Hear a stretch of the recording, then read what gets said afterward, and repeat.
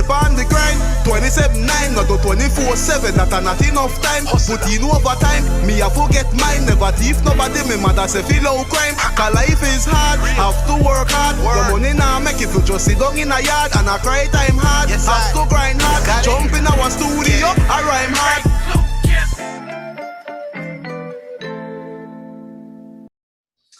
All right, guys, welcome to a brand new episode of Unfinished Business. Today, I'm your special host, Jalilina. As you can see, this is not Farmville Friday. No Farmville Friday here. No.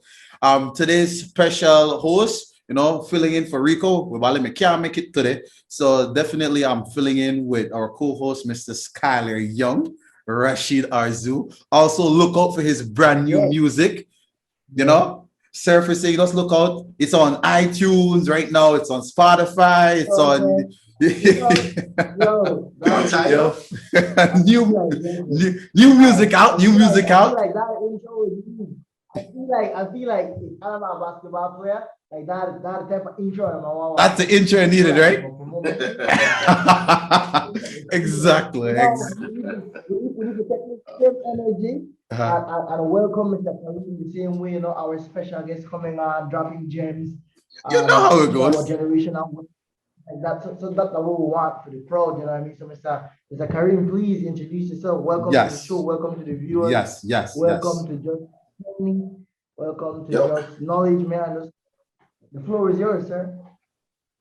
Yeah, no, thanks for having me, man. My cousin Jaleel, we grew up together, so it's good to see him doing this stuff and you guys doing this stuff, so that's good.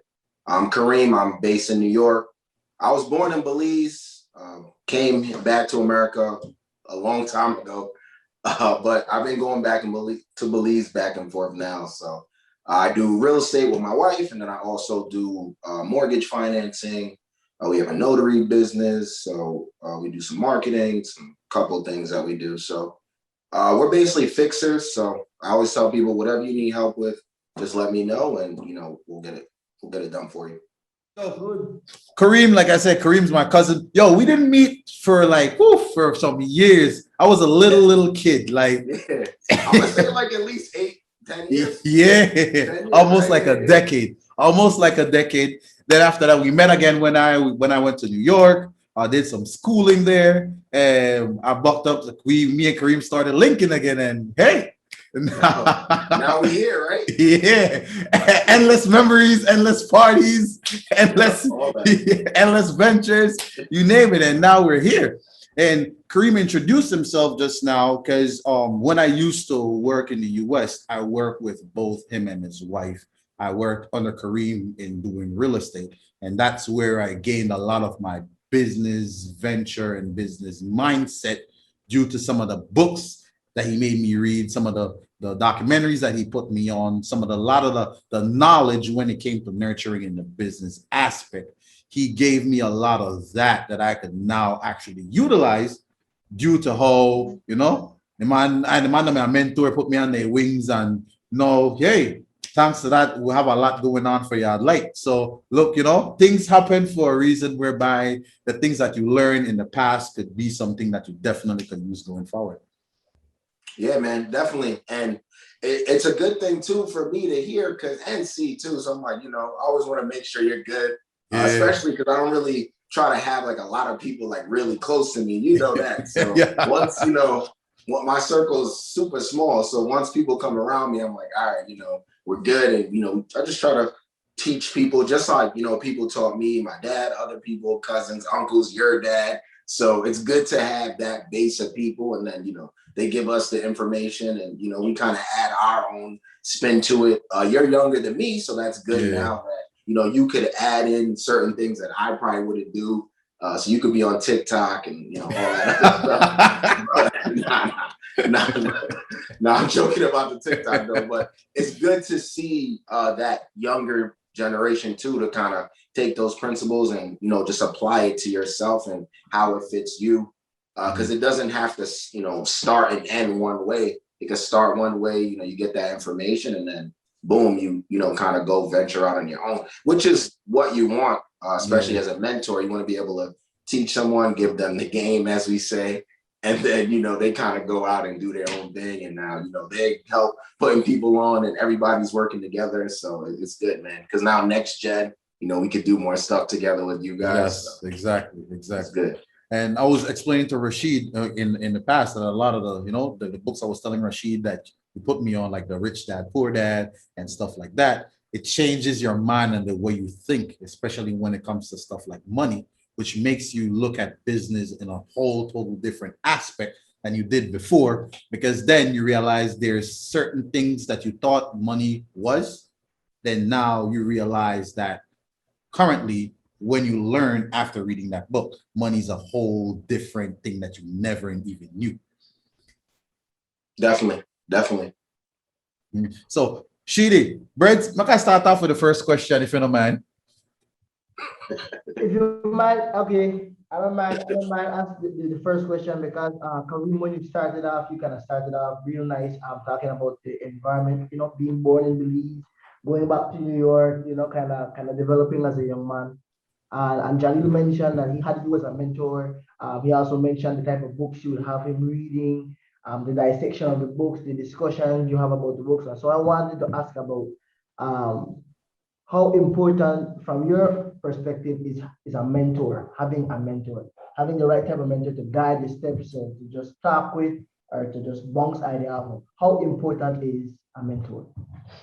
Man, I don't even I don't even know what the highest level of importance would be. It's like if there's something to pay for, it's priceless. It's worth anything. You can't even put a dollar sign on it. When importance, I would say that it's mandatory. So I think if we label mandatory, that means that's something that has to get done. So I would say a mentor, something that's mandatory, someone that's a little bit older than you because, they would have gone through the same things that, you're trying to do now. So they could kind of give you that rope. I think that's why you have a mentor, is the bouncing of ideas, because you're your own person. So now I may have my own ideas, you're going to have your own ideas. So I think with a lot of times people do with mentors is they, just try to be like their mentor. And it's like, no, don't be like your mentor. Take certain things from your mentor, take the information, you have your own ideas, you guys come together, and then that's how you're able, to kind of blossom and do your own thing.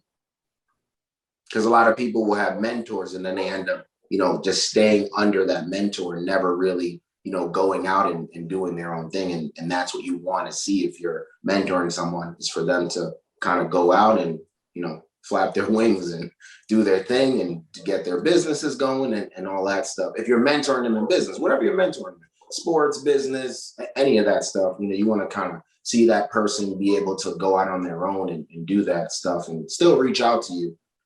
So to answer the question, mandatory for a mentor, and those were some reasons why.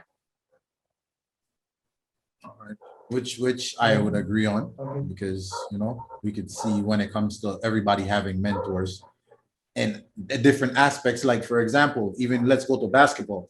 Everybody who played basketball, it's either they looked up to Jordan, Kobe, or LeBron. Even though that's not a direct mentor, it's still a mentor, but indirectly. Like you said, it's something that is much needed if you want to go to that another level in life.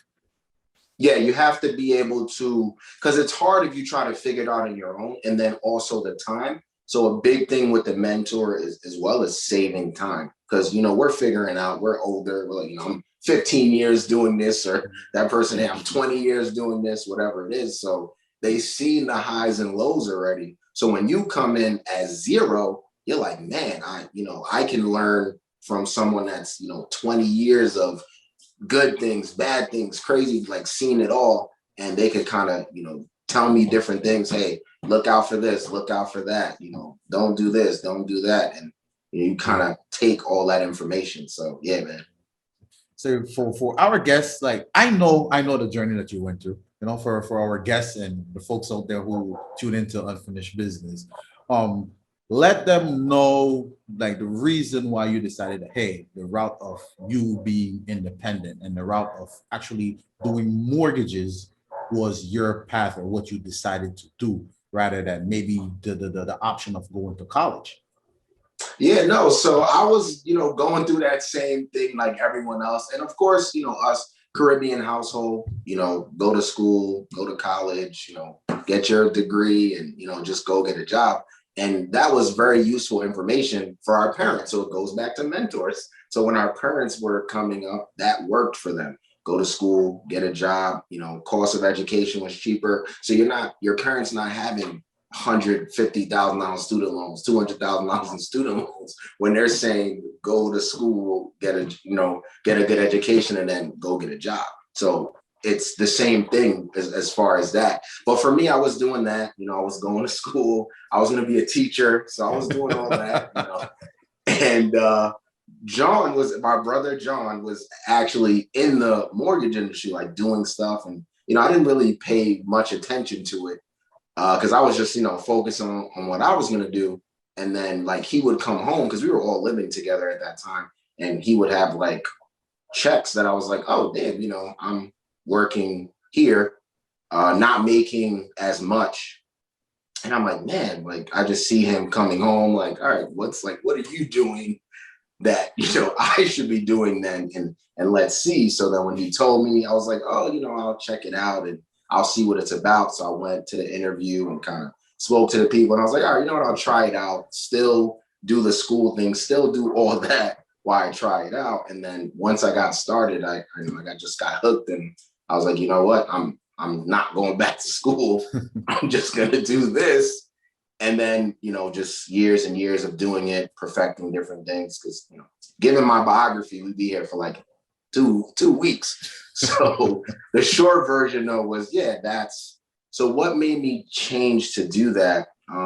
In the beginning, it was just a money thing. Like I wasn't even thinking about, being a business owner, and it wasn't even like that at that point. It was just, all right, I want to make money. Like I want nice things. Like I grew up with nice things. So I want to kind of keep that going, mentorship. So I'm like, all right, what do I need to do to do that? So then that's why when I got into the mortgage industry and then doing that and all right, seeing that I'm making more money, then I see other people around me doing certain things. So I'm like, all right, well, let me see what that person's doing. Mentorship again. Let me see what that person's doing. So after seeing what other people were doing, that's when I was like, all right, this could be like an entire business thing, plus me doing my own like self-knowledge, all the reading the Rich Dad Poor Dad, Black Wall Street books and, all these different stuff, history documentaries. So seeing all of that, made me see like, wow, I have a lot more potential,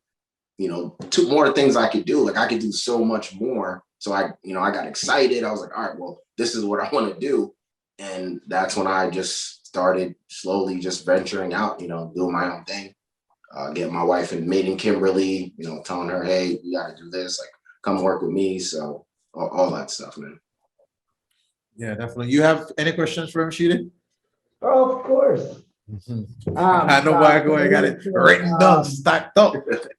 Of course, I probably have two questions. The first one is a two-parter. So the first question being, you mentioned about talking to different people, watching your brother do his thing in the mortgage industry and all of that. So I wanted to know who were your mentors growing up, because from the looks of it and from what I heard, you had multiple mentors. And how was the transition from going from teaching to doing mortgage and real estate? What was that transition like and the learning curve for that? Yeah, so I think I would say that my brother was a mentor in the sense where he was like, yeah, you could do this. Like, look, I'm doing it. So I'm watching him, seeing what he's doing. And I'm like, oh, all right, I could be good at this. And then I'm like, oh, I could be better than him. So that was like driving my motivation as well. Just, self-motivation of, wanting to be the best or just, be the best. So I'm like, all right, that's pretty much how that would started with him. And then when I got into the industry, then just more people around me that were making more money than me or, being in the position that I wanted to be. So I would just ask them certain things. But another thing that you have to keep in mind is that not everyone's going to like openly give you information if, it's going to end up eating into their pocket. So if I'm asking someone, about mortgages and how to get business, that's also affecting their business. Certain people look at it like that. So they may not try to help you, or they may like, stir you in the wrong direction. So it was being around people that I knew like I could trust, that they just wanted to see me do well.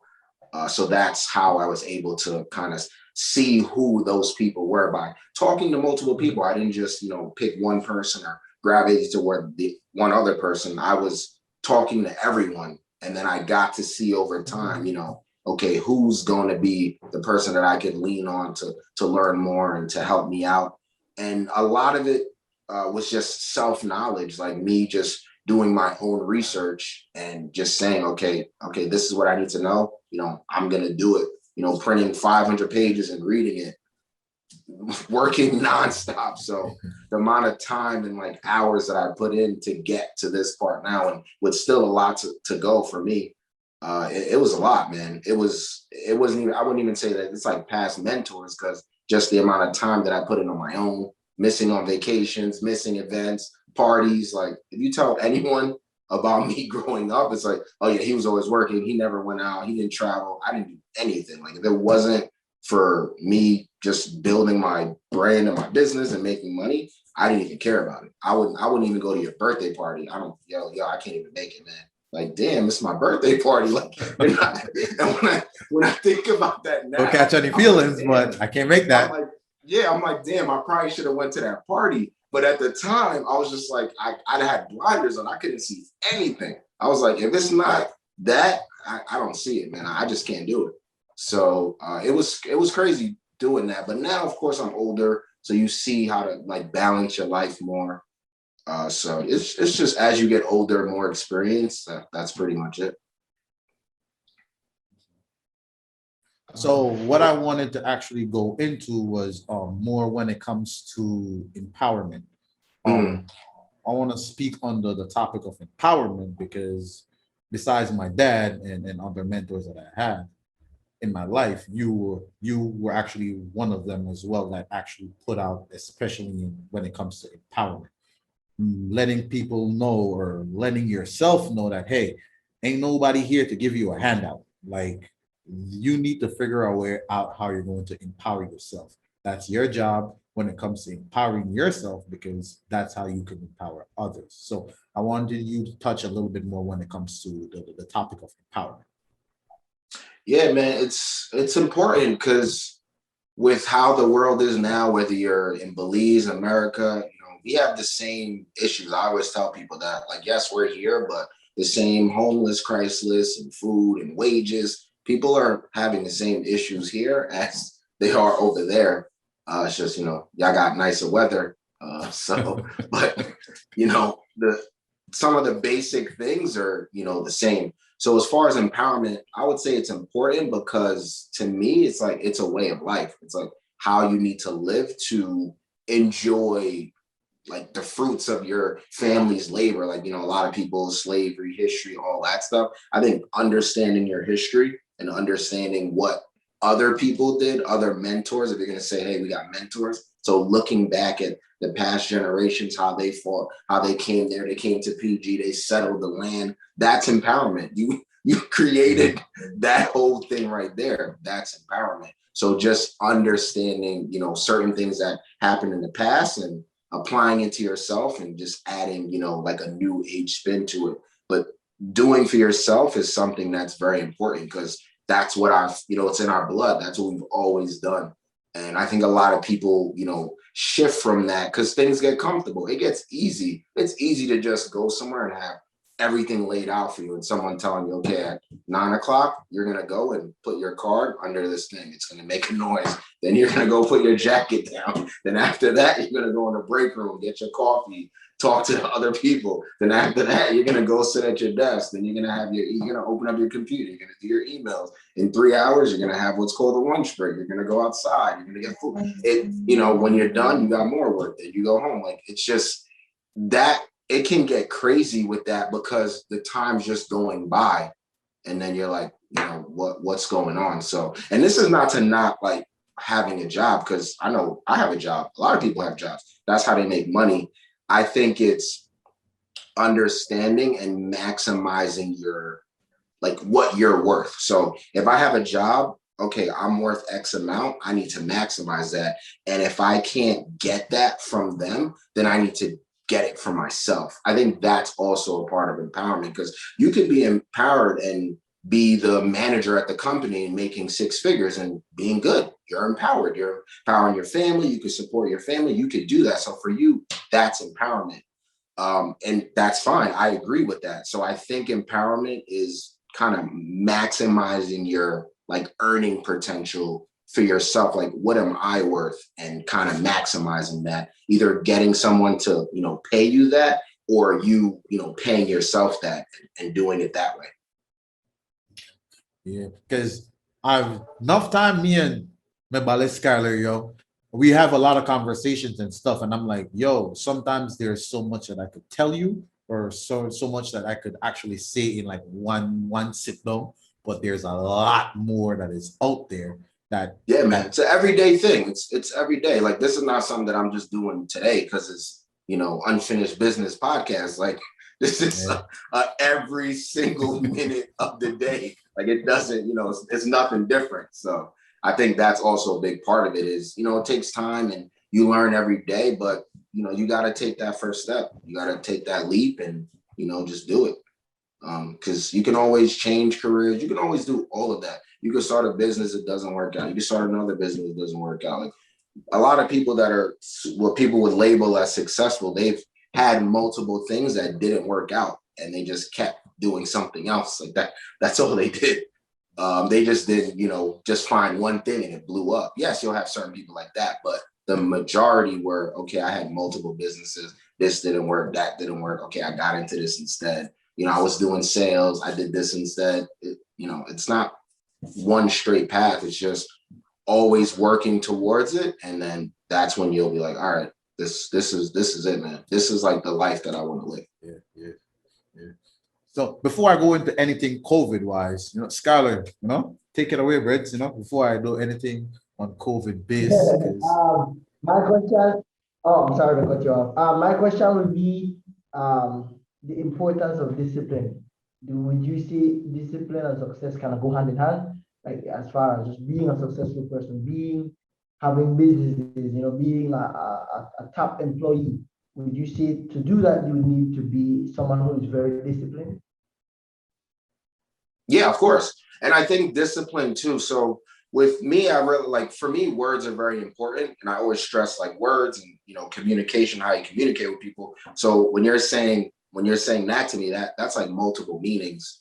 Because to me, discipline and like sacrifice, all of that is like hand in hand, because like I was saying before, hey, we got a party and I'm like, I can't even go. To me, I'm like, that's discipline. I'm making a sacrifice. So I think discipline and sacrifices go hand in hand, because when you're disciplined to do something, you're going to be doing it even when you don't want to do it. So I think that's what I would say is discipline is, doing something that you don't want to do at that time and still doing it. You got people that are fitness people, or, people that are vegan, or, whatever, diet people, whatever you're on, it's a commitment. I'm going to work out every day or Monday to Friday at this time. And, it's something that you just have to do. You're going to get up. I don't want to do this today. I don't want to work out. It's nice outside. I'd rather go to the Keys, I'd rather go to the beach. Like, that's just better to do. But all right, you know what? I gotta stick to my grind. I gotta stick to my goals. So I said I wanted to do this, I gotta do it. And by any means necessary, like, I have to get it done. And I'm not stopping until I get it done. Like, I'm not gonna sleep, eat, nothing.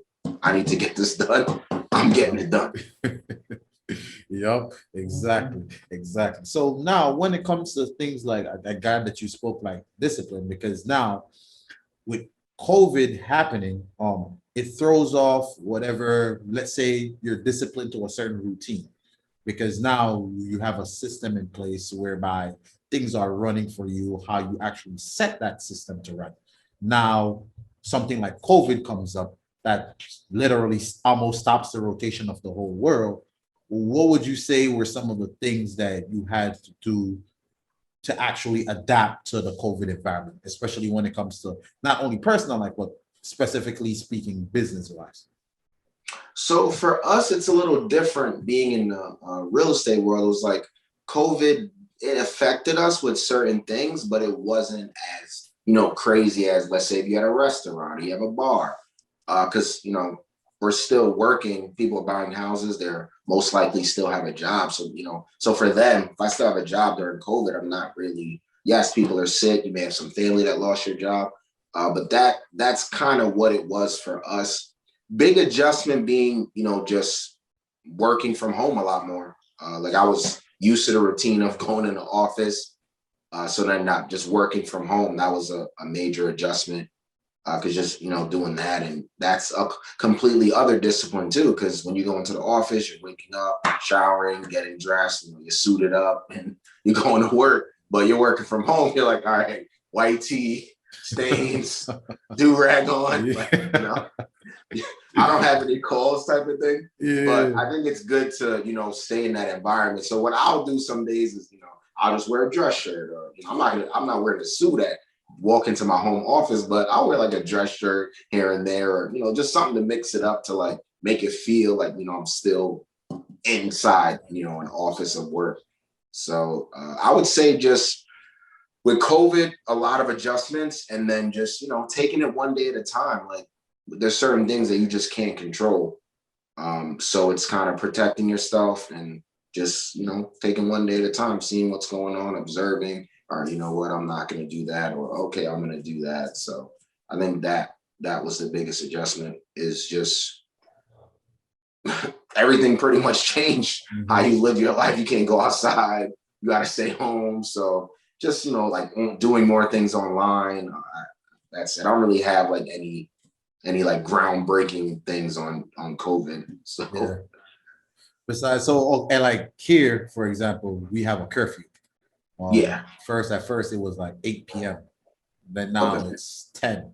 And they said they're gonna change it again. But like I'm assuming over that side it's not the same, right? Well, we had a curfew, but curfew just means you go inside at 11 or something like that. It was. But when it first started, it was like, everyone stay home, like, try not to stay home.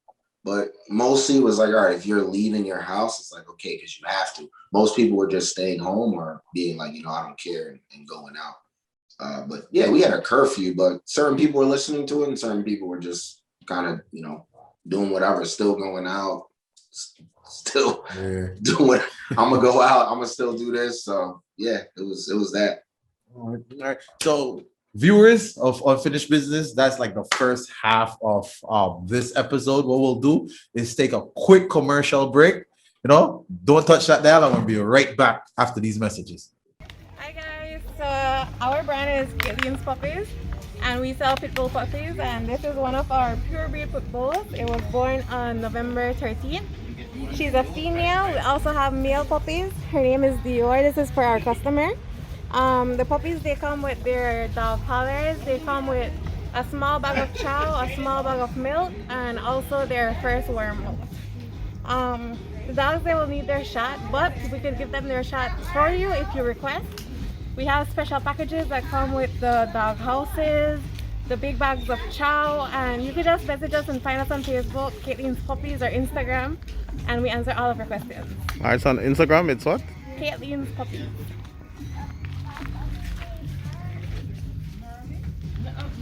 All right, what type of dog? You gave that earlier? I missed it. Yeah, these are pure breed pit bulls. We have, we'll be having red nose pit bulls and blue pits coming soon. But for right now, we just have the regular pit. Guys, welcome back to Unfinished Business with the wonderful Jalil, the leader, the guy I followed into war. Alongside Mr. Kareem, the man who is very knowledgeable in regards to real estate and mortgage and all of that.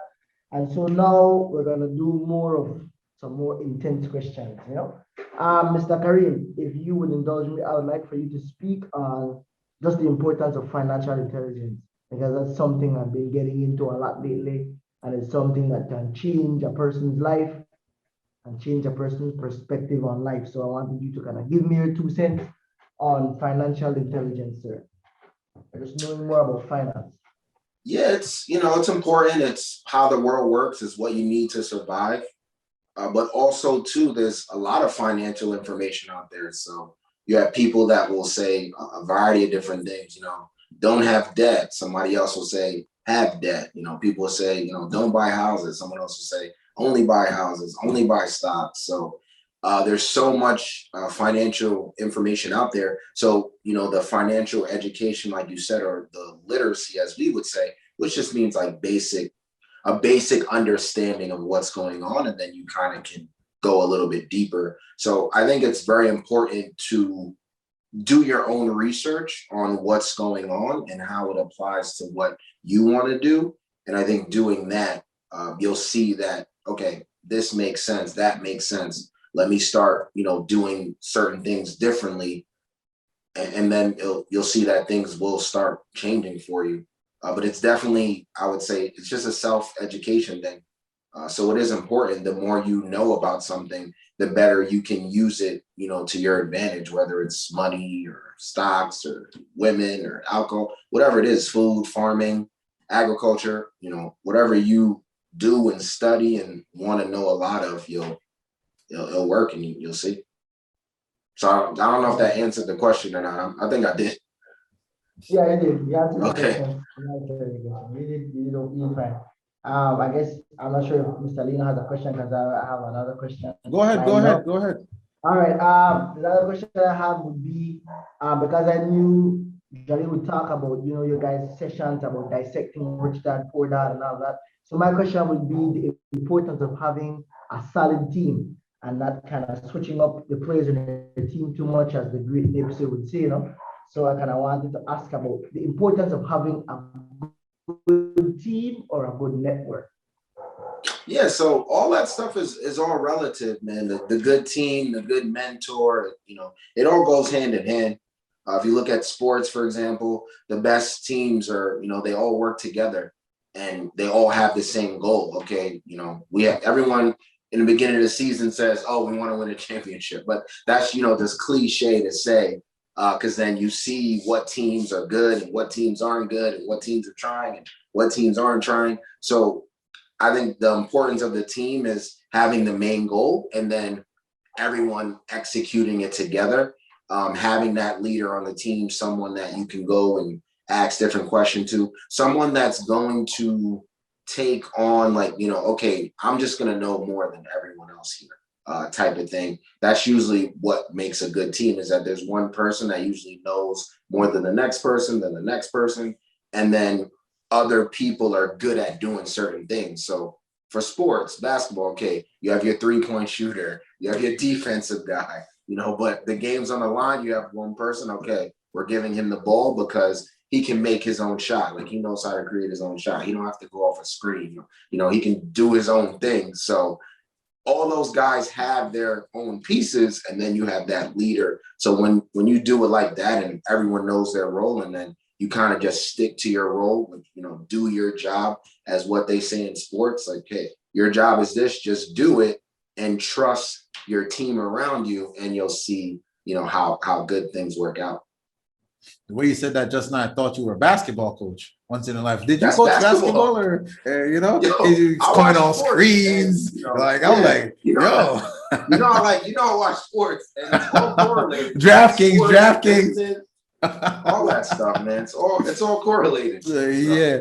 My question that I have, my final question that I have for you, bro, is when it comes to someone even starting a business, or someone that is going through the path of actually knowing about business and stuff, what advice would you give someone if they're currently like deciding that, hey, you know what, I think I'm going to throw in the towel, or deciding that, hey, you know what, I think I want to start a business, but they don't know what fight they have to fight before they go in? Because everybody wants to start a business, but when the fight gets real, then it's like, oh, you know what, I think I'm going to throw the towel in.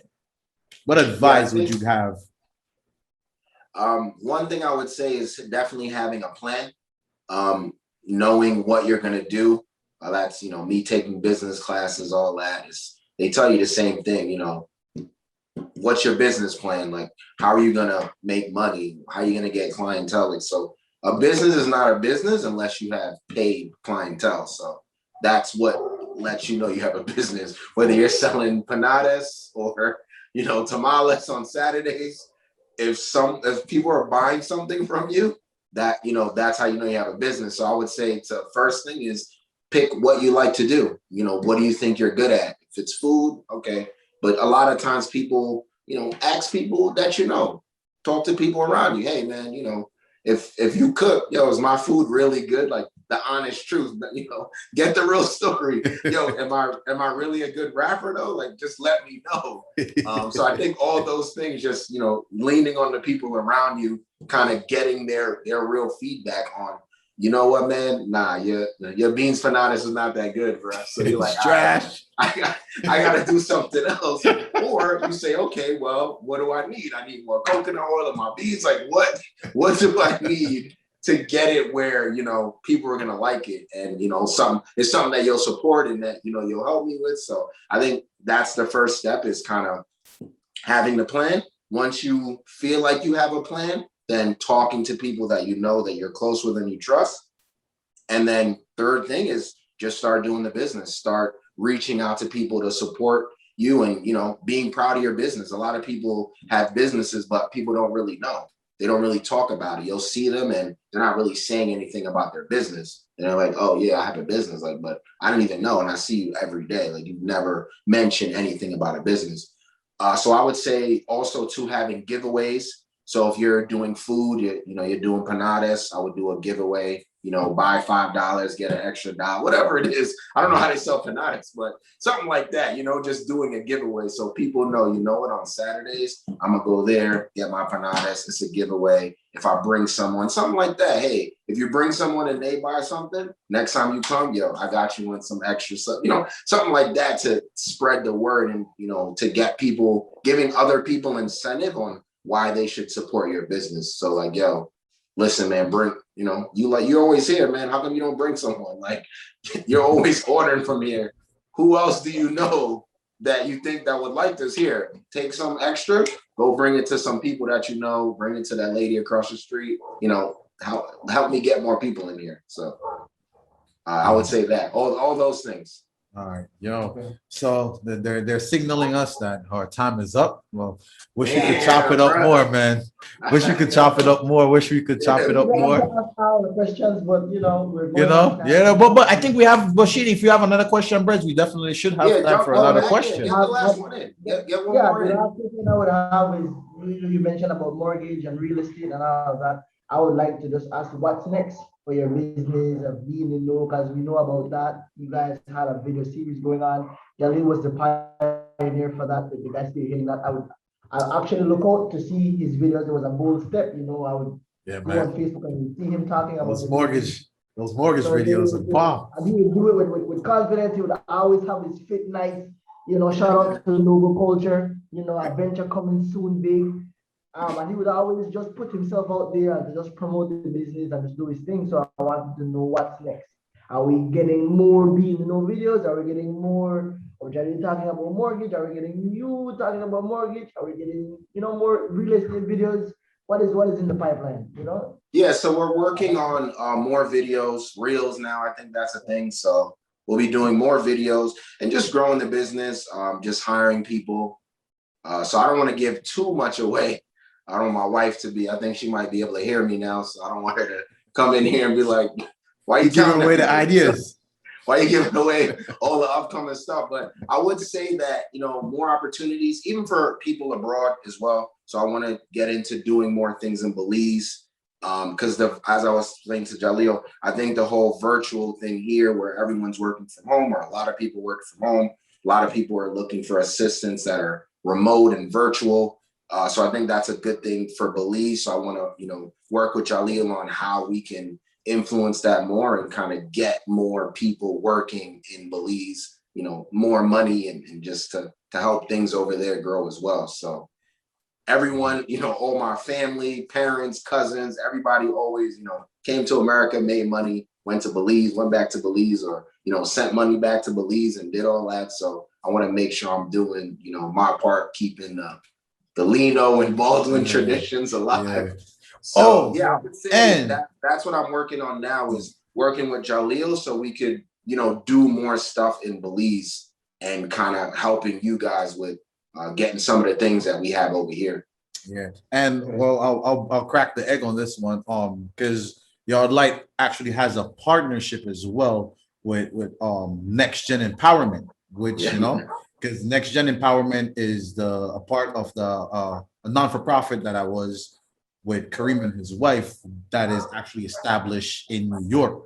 And what we're doing now, where we're putting things together, whereby now Next Gen in New York and also Yard Light are coming together as well for that international link up. So yeah, definitely, but man. that's what we said. Yes. I was like, yo, we got Next Gen. You got to get something down there. Like, you got to get something. I don't know what the name's gonna be or what, but you gotta do that. Yeah. Like, And said, boom, get that going. voila, what Yard Light came up, man. See, big up Yo, Tariq, man, big up Barney. Yo, you guys are doing your thing though, man. Yeah, so I'm man. like, all right, I see you guys, man. So that's all good. part of it, man. All part of it. Yo, but I'm getting the cue again from my guy, big up Bot Play. Getting the cue. He's like, yo, yeah, he's like, yo, guys, we gotta fit everything in, so we gotta cut it short. Well, hey, yo, man, it's always a great, always great chopping up with you, bro. And definitely, man. We'll be in touch. Definitely we'll be in touch, Enough thanks to everybody, viewers, stay tuned for another episode of Unfinished Business when it comes out. We want you guys to enjoy all of this as part of Yard Light. This is something that this is gonna be the most viewed episode. Yeah, yo, throw it out there, man. Words are powerful. No, it might be that other girl that Tariq was talking to. Yo, big up Tariq, big up Tariq, big up Tariq. You couldn't make it for this episode, but yeah, definitely big up Tariq. And we'll definitely catch you on the next episode of Unfinished Business with your host tonight, your special host, Jalilina, and my boy Skylar Young. We're out. All right, guys. Later. Stay on the grind, 27/9, not 24/7. Not enough time. Put in overtime. Me I forget mine. Never thief nobody. Me mother say feel no crime. Cause life is hard. Have to work hard. The money now make if you just sit down in a yard and I cry time hard. Have to grind hard. Jump in our studio. I rhyme hard.